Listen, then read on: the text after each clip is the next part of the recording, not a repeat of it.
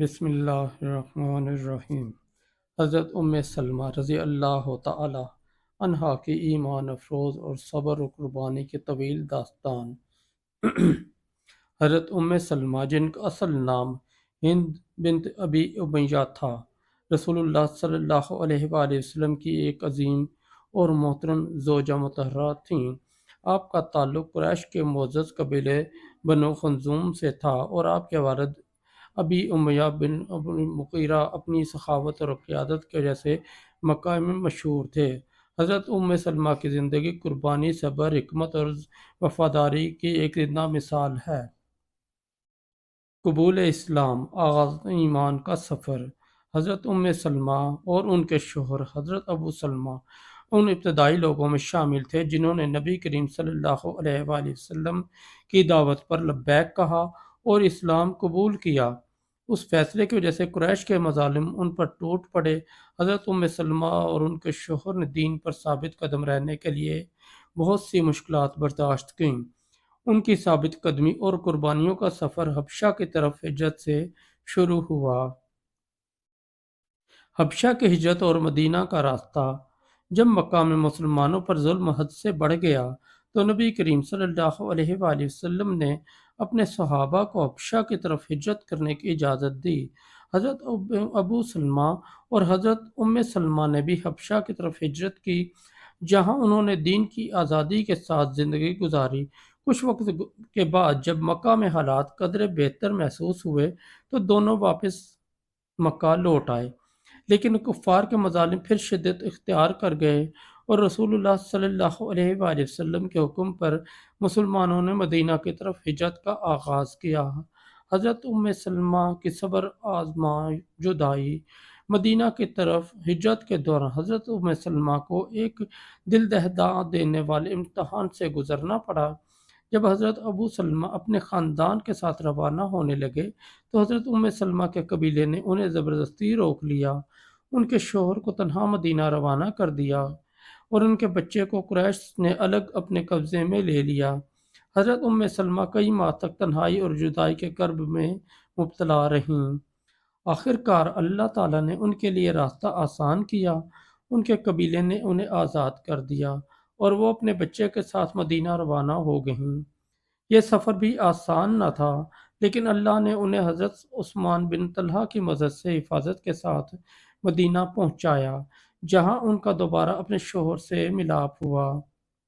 حضرت ابو سلمہ کی شہادت اور سلمہ کی دعا۔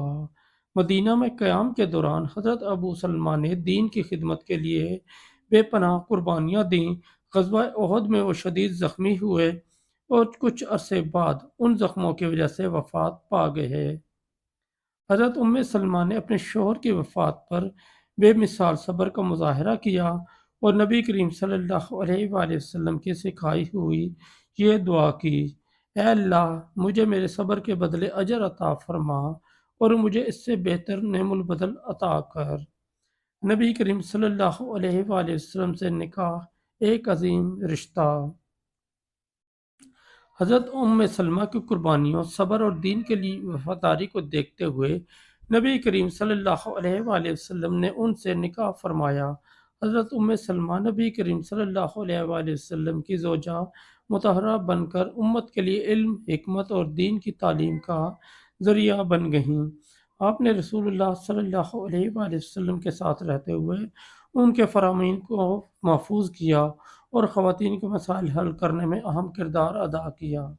صلح حدیبیہ میں سلمہ کی حکمت۔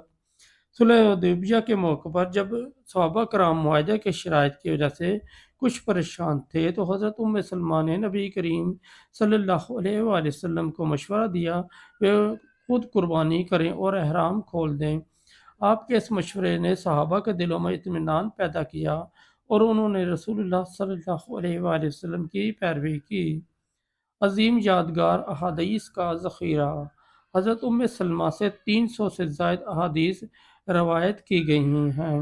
ان کی یادداشت اور فہم و فراست کی وجہ سے بہت سے مسائل کا حل آج بھی امت کے لیے موجود ہے۔ آپ کے علمی مقام کو نہ صرف صحابہ بلکہ تابعین نے بھی تسلیم کیا۔ وفات اور میراث۔ حضرت ام سلمہ نے اپنی زندگی میں اسلامی تعلیمات کی حفاظت اور تبلیغ میں جو کردار ادا کیا وہ رہتی دنیا تک یاد رکھا جائے گا۔ آپ کی وفات 63 ہجری میں ہوئی اور آپ کو مدینہ کے جنت البقیع قبرستان میں دفن کیا گیا۔ حضرت ام سلمہ کی زندگی سے حاصل ہونے والے اسباق: صبر اور قربانی کا درس: دین کی خاطر قربانی دینا ہر مسلمان کی ذمہ داری ہے۔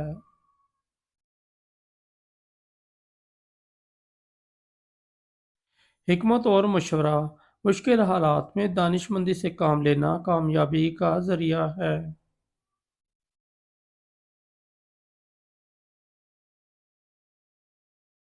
علم کا فروغ: دین کا علم حاصل کرنا اور اسے دوسروں تک پہنچانا ہر مسلمان کا فرض ہے۔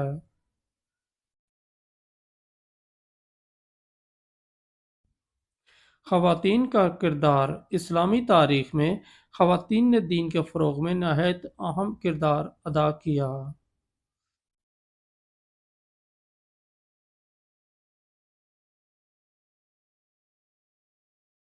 حضرت ام سلمہ کی زندگی قربانی، صبر اور وفاداری کا ایک عظیم نمونہ ہے جو آج کے مسلمانوں کے لیے مشعل راہ ہے۔